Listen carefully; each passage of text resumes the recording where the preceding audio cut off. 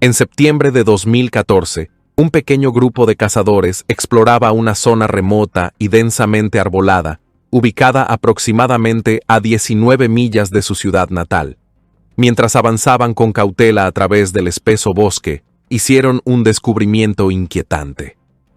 Oculto en lo profundo de un grupo de arbustos densos, parcialmente cubierto por un espeso follaje, se encontraba un cubo grande colocado de manera inusual. Intrigados pero cautelosos, los cazadores decidieron investigar más a fondo. Al mirar dentro, una sensación de terror lo invadió de inmediato. Para su sorpresa y horror, se dio cuenta de que el cubo contenía pruebas macabras y horripilantes. El espeluznante contenido dejó al grupo profundamente perturbado, lo que los llevó a contactar de inmediato a las autoridades para pedir ayuda.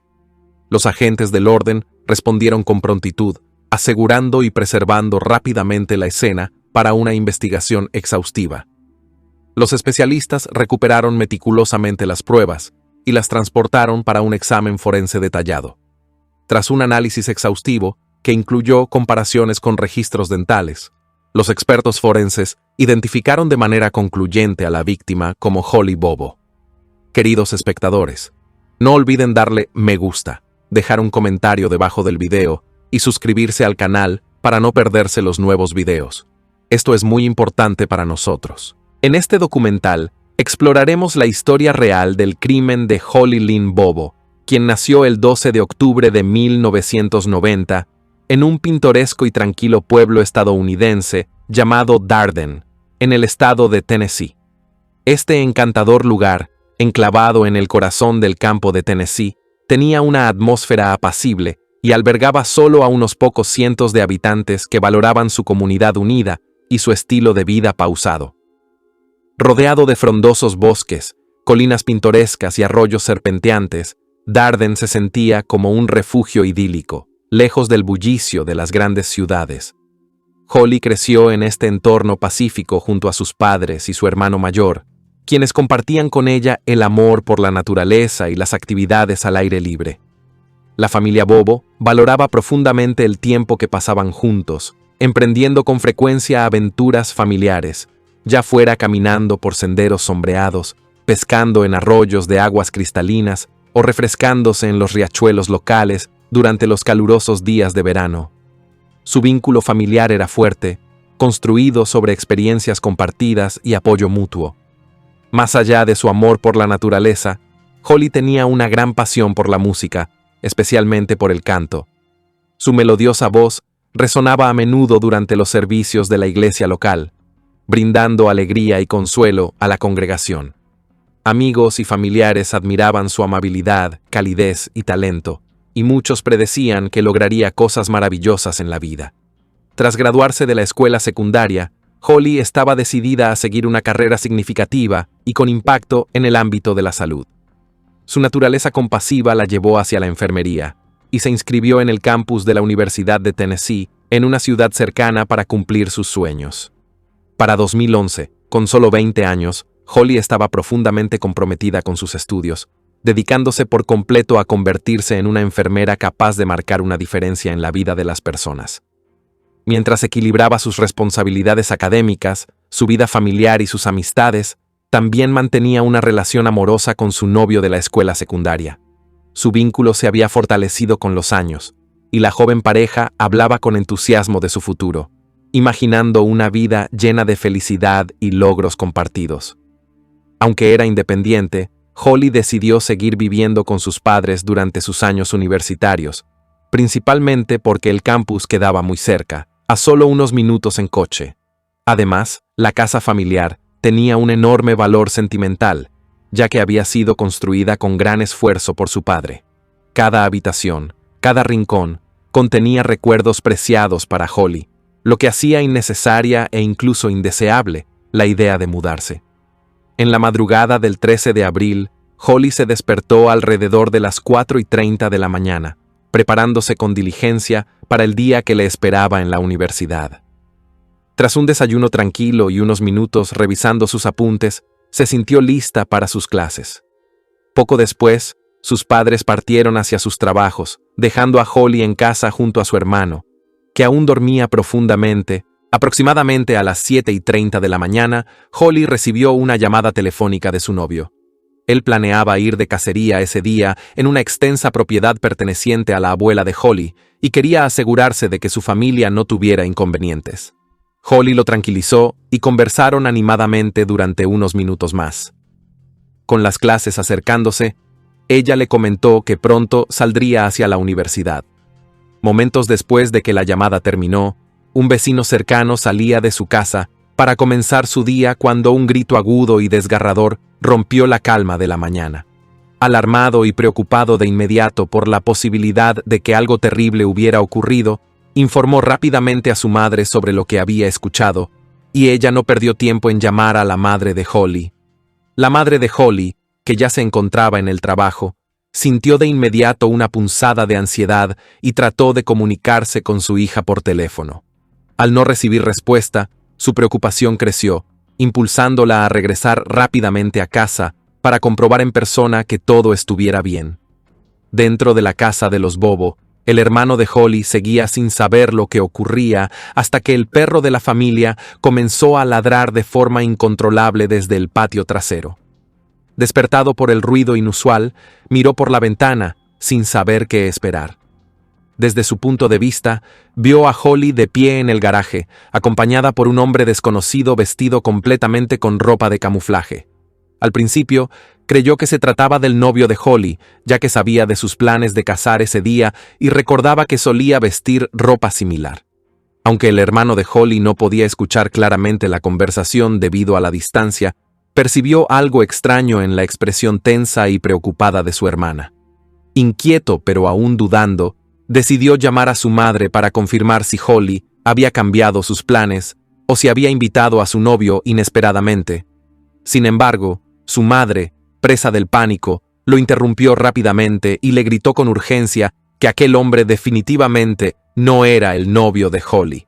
En un momento alarmante y aterrador, le ordenó que tomara un arma. Sorprendido por la inesperada instrucción, el hermano de Holly pidió confirmación, a lo que su madre respondió con un grito, ¡Sí!, antes de colgar abruptamente. Con un creciente sentimiento de miedo y aprensión, el hermano de Holly volvió a mirar por la ventana.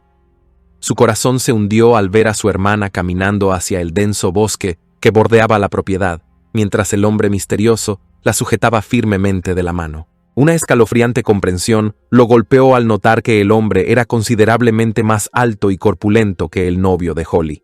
Comprendiendo de repente la gravedad de la situación, trató desesperadamente de llamar tanto a Holly como a su novio, pero ninguno respondió a sus frenéticas llamadas. Mientras tanto, la madre de Holly ya había contactado a la policía, aunque la llamada de emergencia fue enviada por error a las autoridades del condado vecino debido a su ubicación laboral. Cuando Holly desapareció entre los árboles, su hermano informó urgentemente a su madre sobre la terrible situación antes de tomar su arma y salir corriendo para ayudarla. Trágicamente, Holly y el intruso misterioso ya habían desaparecido de la vista, dejando solo ominosas señales de una lucha. Al entrar en el garaje, el hermano de Holly descubrió inquietantes salpicaduras de sangre esparcidas por el suelo, una clara señal del grave peligro en que se encontraba su hermana. Consciente de la urgencia, volvió a llamar a la policía, explicando con detalle la gravedad del incidente y la necesidad inmediata de su intervención. Las fuerzas del orden llegaron rápidamente, aunque los valiosos minutos perdidos ya habían permitido que el secuestrador de Holly desapareciera sin dejar rastro. El hermano de Holly explicó a los agentes todo lo que había presenciado, proporcionando detalles sobre la vestimenta de camuflaje del desconocido, su gran complexión, y agregó que el hombre también llevaba una gorra, por lo que no pudo distinguir claramente su rostro. Aún así, recordaba claramente que el hombre tenía el cabello largo y oscuro, que le llegaba hasta la espalda, algo bastante distintivo e inusual para su pequeño pueblo rural. También recordaba con claridad que, aunque no podía distinguir exactamente de qué hablaban Holly y el misterioso hombre, sí logró percibir que el desconocido tenía una voz profunda y resonante, una voz que transmitía calma y autoridad. Aquello le produjo una sensación de inquietud, aumentando aún más su preocupación. Cuando la policía llegó, encontraron toda la situación extraña y difícil de comprender, dada la naturaleza tranquila de su comunidad. Sin embargo, al principio, se mostraron reacios a iniciar una investigación exhaustiva, como paralizados por la confusión y la indecisión. El departamento de policía local, al ser una unidad de un pequeño pueblo, tenía muy poca experiencia en el manejo de circunstancias tan alarmantes. Carecían de protocolos claros o de capacitación especializada para enfrentar un posible caso de secuestro, lo que los llevó a la incertidumbre sobre cómo actuar durante esas horas cruciales. Sorprendentemente, no tomaron medidas inmediatas para registrar los densos bosques alrededor de la casa de la familia Bobo, ni aseguraron debidamente la residencia o el garaje, a pesar de las inquietantes señales que habían encontrado. De manera alarmante, los oficiales ni siquiera hablaron de inmediato con los vecinos que podrían haber presenciado detalles cruciales. Para cuando los padres de Holly regresaron a casa, su ansiedad se transformó rápidamente en desesperación y frustración al descubrir que las autoridades estaban haciendo muy poco esfuerzo real por localizar a su hija. Solo después de las insistentes y apasionadas súplicas de la angustiada familia de Holly, los oficiales finalmente comenzaron, aunque de manera renuente, a coordinar una búsqueda exhaustiva en las zonas boscosas que rodeaban su hogar. Finalmente, interrogaron a los vecinos e invitaron a los equipos forenses a examinar meticulosamente la evidencia de sangre hallada en el garaje. De manera crucial, las autoridades también tomaron medidas para descartar de manera concluyente al novio de Holly como posible responsable. Ya estaba claro, según las observaciones del hermano de Holly, que el misterioso hombre difería significativamente del novio de ella tanto en estatura como en apariencia, y la policía pronto verificó, a través de testigos confiables, que el novio efectivamente se encontraba cazando en otro lugar en el momento exacto de la desaparición de Holly.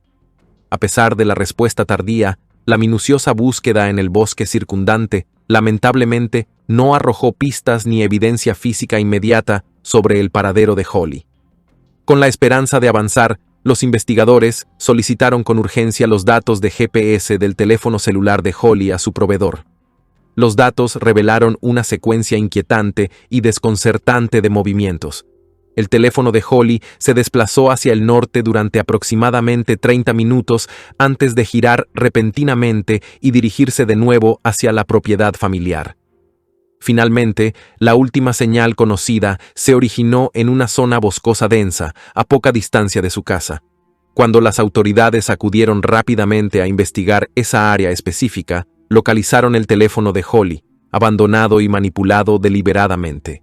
La tarjeta SIM había sido retirada con cuidado, impidiendo cualquier seguimiento adicional. Este hallazgo intensificó los esfuerzos de búsqueda, impulsando a los investigadores y a los voluntarios locales a rastrear meticulosamente la zona durante varios días agotadores. Desafortunadamente, sus incansables esfuerzos no proporcionaron más pistas ni indicios adicionales. Sin embargo, pronto surgió un fenómeno peculiar dentro de la comunidad. Los residentes del pueblo comenzaron misteriosamente a encontrar objetos personales pertenecientes, sin lugar a dudas, a Holly, esparcidos al azar en espacios públicos. El primer objeto fue el recipiente de almuerzo de Holly, hallado inexplicablemente abandonado en una calle. Luego, alguien descubrió un recibo con su nombre. Poco después, otro residente se topó con la tarjeta de identificación universitaria de Holly. Esta inquietante serie de hallazgos dejó profundamente desconcertada a la comunidad y confundió a los investigadores. La policía debatía si Holly misma, en estado de angustia, podría estar dejando estos objetos como una desesperada señal de auxilio o como marcadores para posibles rescatadores. Alternativamente, teorizaron que la persona responsable de la desaparición de Holly estaba colocando deliberadamente estos objetos como parte de una retorcida estrategia psicológica, posiblemente para confundir a las autoridades o generar miedo entre los residentes.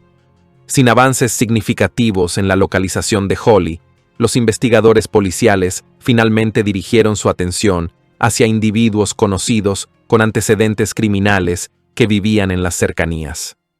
Sus sospechas se centraron rápidamente en un hombre llamado Terry, un residente local conocido por las autoridades debido a múltiples cargos previos de agresión. Los investigadores quedaron sorprendidos al descubrir un patrón inquietante. Todas las víctimas anteriores de Terry guardaban un sorprendente parecido con Holly, especialmente en cuanto a su juventud y apariencia física. La complexión física de Terry también coincidía con la descripción proporcionada por el hermano de Holly, lo que aumentó de inmediato las sospechas. Impulsados por estas similitudes tan convincentes, los investigadores obtuvieron una orden judicial para registrar a fondo la residencia y la propiedad de Terry. Sin embargo, a pesar de las exhaustivas búsquedas, no se descubrió ninguna evidencia concreta que lo vinculara directamente con la desaparición de Holly.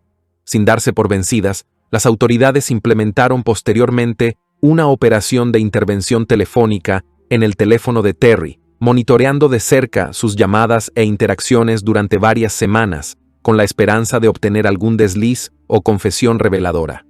No obstante, estos esfuerzos también fracasaron en producir una conexión tangible con Holly. Las autoridades persistieron, ampliando metódicamente sus investigaciones para incluir a otros posibles sospechosos y extendiendo sistemáticamente su radio de búsqueda. Con cada semana que pasaba, aumentaba la participación de voluntarios locales, todos impulsados por la determinación colectiva y la preocupación por la joven desaparecida.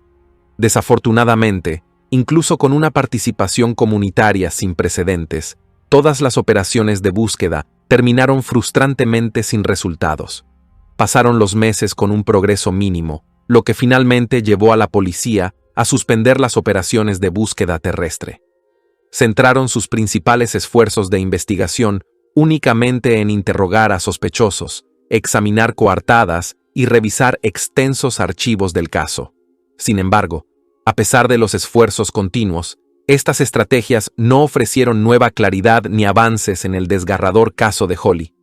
La familia de Holly, profundamente angustiada y emocionalmente destrozada, permanecía atrapada en una incertidumbre agonizante.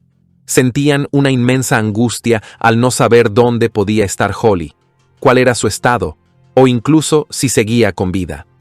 Su dolor se veía agravado por la creciente frustración hacia las autoridades locales, ya que creían firmemente que la respuesta inicial, inadecuada por parte de la policía, había reducido críticamente las posibilidades de encontrar a Holly con vida.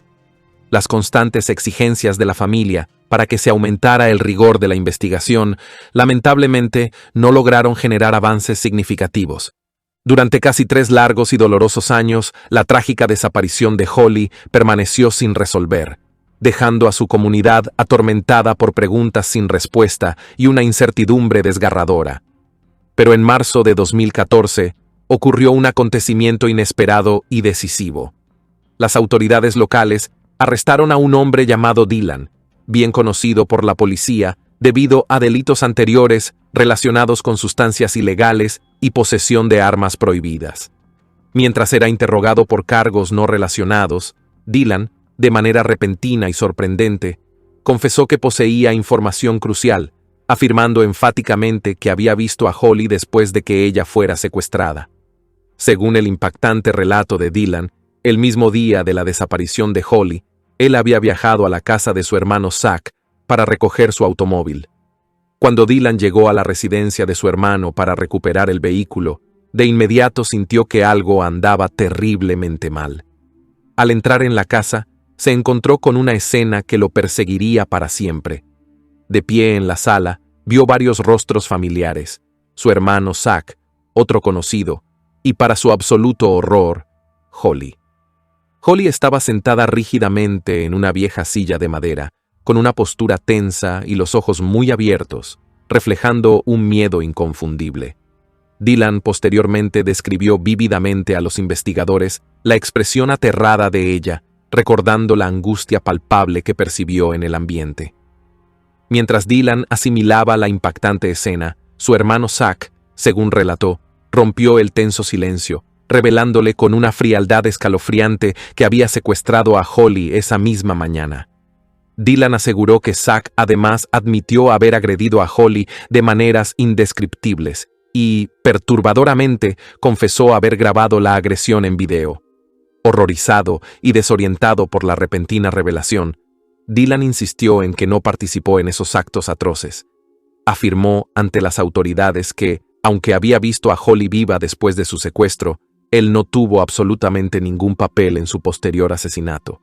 Recalcó vehementemente su inocencia, asegurando que su implicación no iba más allá del horrible momento en que descubrió a Holly. Dylan también mencionó, con escalofriante precisión, que Holly había perdido trágicamente la vida poco después del secuestro, aunque negó categóricamente haber presenciado o contribuido a su muerte. Repetidamente insistió en que no tenía conocimiento de las circunstancias exactas del asesinato, destacando la confusión y el miedo que sintió en ese momento. Esta explicación inicialmente pareció plausible para los investigadores, aunque permanecieron escépticos y lo presionaron continuamente para obtener más información.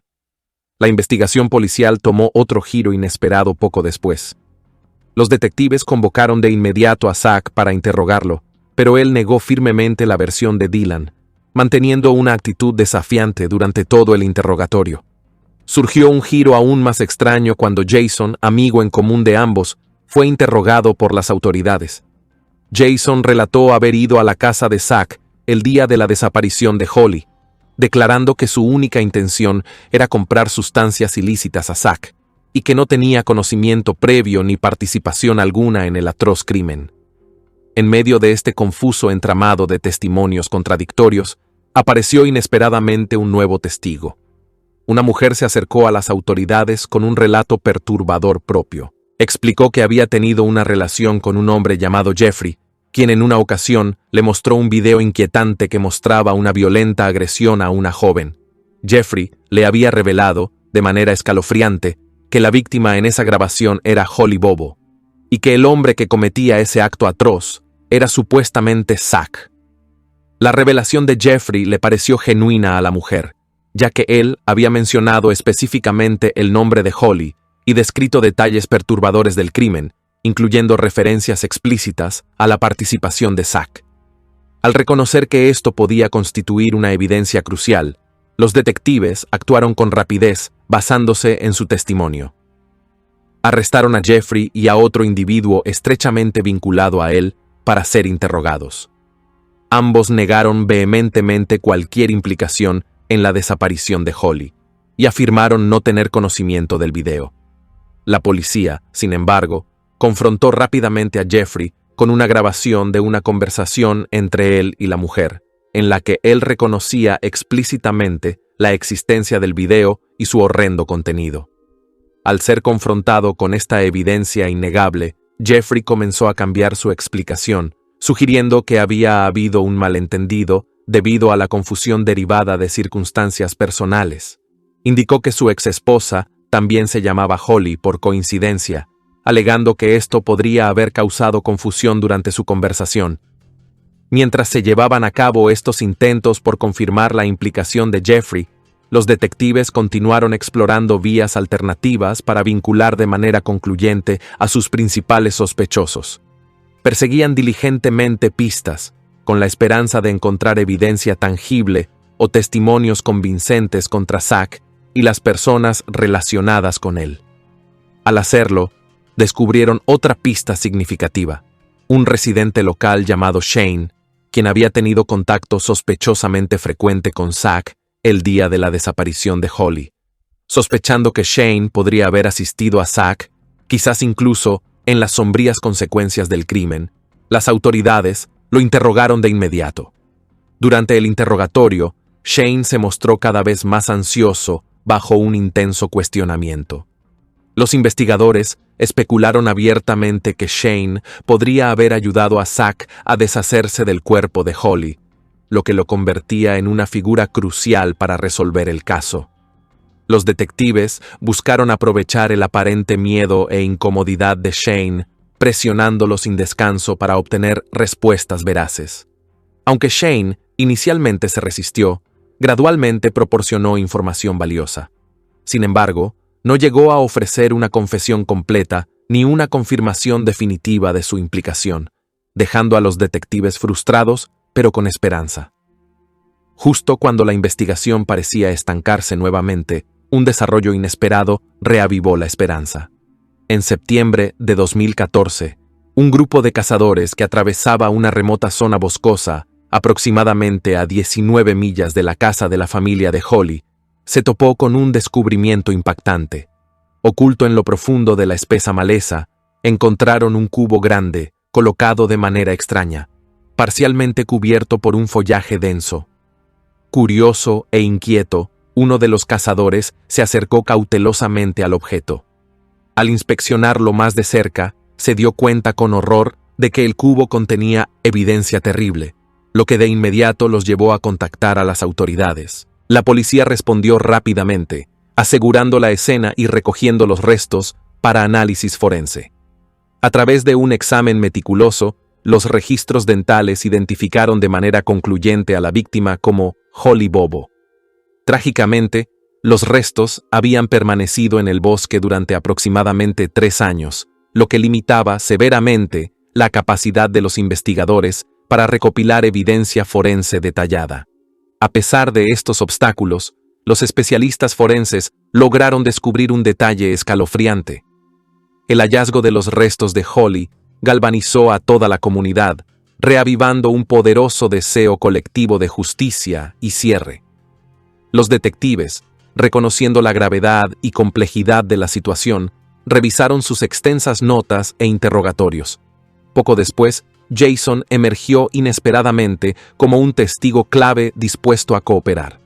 Bajo presión, Jason admitió ante los detectives que efectivamente había estado en la residencia de Zack el día del secuestro de Holly, no por razones casuales, sino específicamente para comprar sustancias ilegales.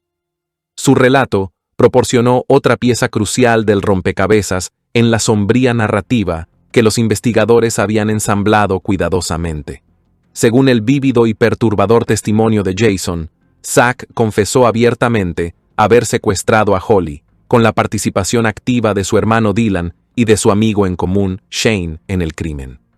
Al entrar en la casa de Zack, Jason se encontró confrontado por una escena que jamás había imaginado presenciar. La escalofriante imagen se grabó instantáneamente en la memoria de Jason, marcando para siempre aquel trágico día. Zack, visiblemente agitado pero determinado, le pidió directamente a Jason su ayuda para deshacerse de la evidencia, expresando urgencia en remover cualquier indicio que pudiera vincularlo con el crimen. Tras una breve vacilación, Jason accedió, impulsado por un sentido de complicidad temerosa y quizá por un erróneo sentido de lealtad. En un estado surrealista, Jason describió cómo observaba a Shane quemando meticulosamente los objetos personales de Holly, ropa, tarjetas de identificación y otros efectos personales, en un barril de metal oxidado en el patio trasero. Un espeso humo negro llenaba el aire, dejando una mancha simbólica oscura en el cielo de la tarde. Mientras permanecían en ansiosa indecisión, Zack tomó abruptamente la decisión final de desechar la evidencia en las profundas aguas cercanas. Pero antes de ejecutar su sombrío plan, temieron llamar la atención.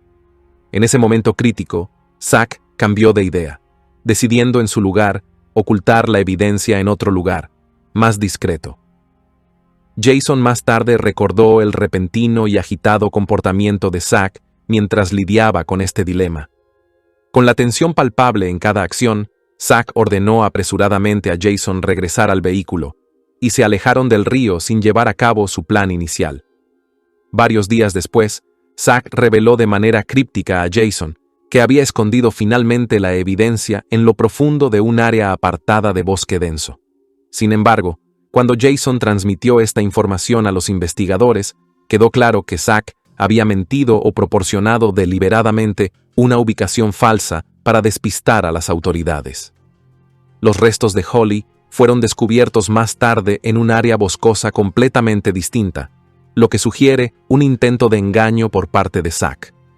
El testimonio de Jason también presentó a los investigadores inconsistencias preocupantes respecto al escenario inicial del secuestro. Jason describió una narrativa en la que Zack, Dylan y Shane habían planeado inicialmente confrontar al hermano de Holly en su casa. Según el relato de Jason, Zack pretendía involucrar al hermano de Holly en la fabricación de sustancias ilegales. Sin embargo, el hermano de Holly negó rotundamente cualquier interés o participación en actividades ilegales, afirmando que nunca se había relacionado con estos sospechosos. Además, al recordar la mañana del secuestro de Holly, mantuvo que solo había visto a una persona llevándose a Holly, alguien cuya descripción coincidía claramente con Shane y no con Zack o Dylan. Esta discrepancia crítica dejó a los detectives perplejos respecto a la exactitud y fiabilidad de la versión de Jason. La investigación se intensificó aún más cuando una mujer local se presentó inesperadamente, aportando a los detectives nuevas pruebas alarmantes. Ella relató haber vivido con un hombre llamado Jeffrey, quien un día le mostró ominosamente un perturbador video que mostraba la agresión a una joven. Jeffrey identificó escalofriantemente a la víctima como Holly y señaló con certeza a Zack como el perpetrador, alegando que el video había sido grabado en secreto por el propio Zack, con la asistencia de Jeffrey. Conmocionada y alarmada por esta revelación, la mujer proporcionó voluntariamente un testimonio que abrió otro camino de investigación. Los detectives actuaron rápidamente ante su declaración, arrestando de inmediato a Jeffrey y a otra persona estrechamente asociada a él. Bajo intenso interrogatorio, ambos hombres negaron firmemente cualquier implicación o conocimiento del video perturbador y del secuestro de Holly. Las autoridades confrontaron las negativas de Jeffrey con evidencia grabada de su conversación con la mujer. Confrontado con sus declaraciones anteriores, Jeffrey se volvió evasivo, sugiriendo que podría haber malinterpretado el contexto de sus preguntas. Complicando aún más el caso, Jeffrey introdujo la noción de identidad equivocada, afirmando que su exesposa coincidía en nombre con Holly, creando dudas y confusión sobre la legitimidad del video. Mientras los investigadores buscaban desesperadamente evidencia concreta, reunieron meticulosamente pruebas circunstanciales que implicaban a Zack y sus asociados. Numerosos vecinos proporcionaron testimonios críticos, describiendo una camioneta blanca alejándose rápidamente de la propiedad de Holly poco después de su desaparición, una camioneta idéntica a la que poseía Zack. Grabaciones de vigilancia de negocios locales y carreteras cercanas reforzaron los relatos de los testigos, identificando claramente la distintiva camioneta blanca de Zack en las inmediaciones del hogar de Holly alrededor de la hora en que desapareció. Añadiendo más credibilidad a la implicación de Zack, su exnovia reveló valientemente a los detectives que Zack había admitido abiertamente su participación en el trágico destino de Holly. Otro indicio escalofriante surgió cuando un residente local describió un intercambio ilícito. El hombre aceptó el arma, pero, temiendo verse vinculado con el crimen, la arrojó a un río cercano. Las autoridades lograron recuperar el arma, confirmando su conexión, aunque no se pudo establecer un vínculo forense directo con Holly. Mientras los detectives ensamblaban meticulosamente esta compleja red de engaños, otro giro trágico impactó abruptamente la investigación. Shane Austin, abrumado por el intenso escrutinio y el estrés extremo de enfrentar un castigo severo, fue encontrado en una habitación de hotel local. Su abogado criticó públicamente la investigación, acusando a los detectives de emplear tácticas de interrogatorio excesivamente agresivas, alegando que su presión había llevado directamente a la trágica decisión de Shane. Finalmente, los casos de los sospechosos avanzaron a juicios individuales, comenzando de manera destacada con el juicio de Zachary Adams en septiembre de 2017, 6 años después del secuestro de Holly. Ante un intenso escrutinio público, Zack se declaró no culpable. A pesar de sus protestas, el dramático testimonio en la corte de Jason Autry, relatando sus horribles experiencias el día de la desaparición de Holly, influyó significativamente en el proceso. Frente a la creciente evidencia y poderosos testimonios de testigos, Zachary Adams fue finalmente condenado. Posteriormente, Dylan Adams, reconociendo la abrumadora evidencia en su contra, optó por un acuerdo de culpabilidad, admitiendo su participación parcial en los terribles eventos relacionados con el secuestro y la trágica muerte de Holly. Con ello, Dylan esperaba evitar la severidad total del castigo que un juicio prolongado hubiera implicado. Aunque el acuerdo de culpabilidad de Dylan No requería explícitamente que testificara contra sus cómplices ni que proporcionara detalles específicos de los hechos. Efectivamente, lo vinculaba a una narrativa que la fiscalía podía presentar en el juicio. En consecuencia, Dylan fue eximido de una sentencia más dura, pero aún admitió su complicidad, siendo considerado cómplice en los trágicos eventos que rodearon la desaparición y muerte de Holly. La situación de Jason Autry, sin embargo, fue muy distinta. Su cooperación inicial fue vital para el caso de la fiscalía, pero pronto surgieron preguntas inquietantes sobre la veracidad y consistencia de sus declaraciones. Jason Autry inicialmente se presentó como un participante reacio, obligado a ayudar a Zachary Adams después de que el crimen ya había ocurrido. Debido a su cooperación, inicialmente recibió indulgencia, una sentencia menor a cambio de su testimonio crucial. A pesar de la dependencia previa de las autoridades en las declaraciones de Jason Autry, su narrativa presentó contradicciones preocupantes, alimentando el escepticismo y debate público. La fiscalía se enfrentó a un intenso escrutinio por la falta de evidencia forense sólida que conectara directamente a los acusados con el trágico secuestro y muerte de Holly. No se encontraron huellas digitales, rastros de ADN, fibras ni ninguna otra evidencia física concluyente que vinculase a Holly con el automóvil o la residencia de Zachary Adams, a pesar de exámenes forenses exhaustivos. Esta evidente ausencia de evidencia directa constituyó la base del argumento de la defensa, llevando a muchos en la comunidad a cuestionar la fiabilidad de toda la narrativa de la fiscalía. Además, las familias de los sospechosos defendieron apasionadamente su inocencia, alegando que los investigadores habían construido agresivamente una narrativa falsa, coaccionando efectivamente a Dylan Adams y Jason Autry para dar testimonios poco fiables bajo enorme presión. Los relatos de Dylan Adams y Jason Autry presentaban notables contradicciones, aumentando la sospecha sobre la minuciosidad e integridad de la investigación. Dylan Adams afirmó consistentemente que nunca participó directamente en el secuestro de Holly, manteniendo que su presencia fue puramente circunstancial.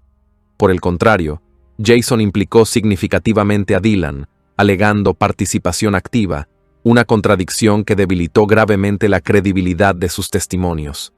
Una inconsistencia significativa complicó aún más el asunto. Inicialmente, el hermano de Holly había descrito claramente haber visto a un hombre llevando a Holly hacia el bosque, descripción que coincidía más con Shane Austin que con Zach o Dylan. Esta discrepancia generó dudas adicionales sobre la narrativa de Jason. Mientras Jason mencionaba que Zach, Dylan y Shane habían llevado a Holly colectivamente, el hermano de Holly mantuvo firmemente que solo un individuo más parecido a Shane Austin había estado con Holly. Esta discrepancia afectó profundamente la percepción pública, causando confusión generalizada sobre lo que realmente ocurrió.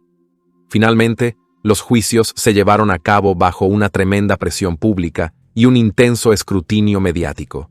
Zachary Adams fue condenado y sentenciado a cadena perpetua sin posibilidad de libertad condicional, además de sentencias adicionales por secuestro y agresión, a pesar de la naturaleza mayormente circunstancial de la evidencia. Dylan Adams fue sentenciado a 35 años de prisión.